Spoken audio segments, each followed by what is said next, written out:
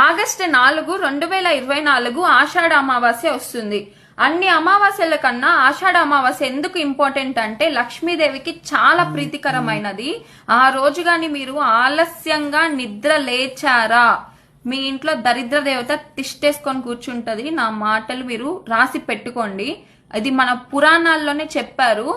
ఆ రోజు ఎటువంటి పరిస్థితుల్లోనూ లేటుగా మాత్రం నిద్ర లేగొద్దు.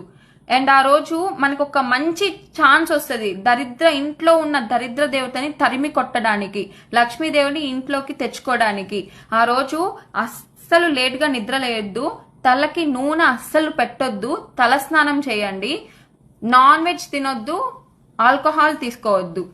అండ్ ఆ రోజు ఇంకోటి ఏం చేయాలంటే, మన పూర్వీకులు మనల్ని చూడ్డానికి ఆషాఢ అమావాస్య రోజు వస్తారు.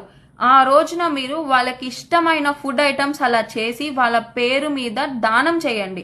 లేకపోతే చక్కెర గాని, ఉప్పు గాని, పంచదార గాని, ఉప్పు గాని దానం చేయండి.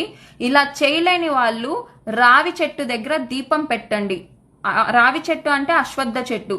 ఆ రోజు అశ్వత్థ చెట్టులో కొలువై ఉంటారు మన పూర్వీకులందరూ. అక్కడ దీపం పెట్టండి. వాళ్ళ బ్లెస్సింగ్స్ మీకు కంప్లీట్ గా వస్తాయి. ఇంకా ఎటువంటి వాళ్ళ బ్లెస్సింగ్స్ వల్ల మనం ఎదుర్కొనే కష్టాలన్నీ తొలగిపోతాయి.